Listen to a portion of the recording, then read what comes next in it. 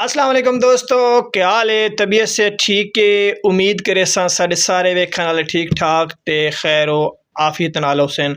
अच्छा दोस्तों, हुसैन माशाल्लाह दो अशार अली पाक दे बच्चों की शान विच तवज्जो।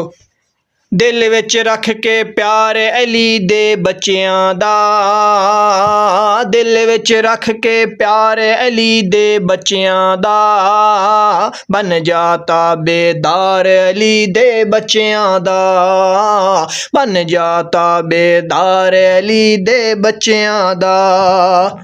रब दे बाद कुरान गवाहियां देंदा ए, रब दे बाद कुरान गवाहियां देंदा ए, ऐसा है किरदार अली दे बच्चियां दा, बन जाता बेदार अली दे बच्चियां दा।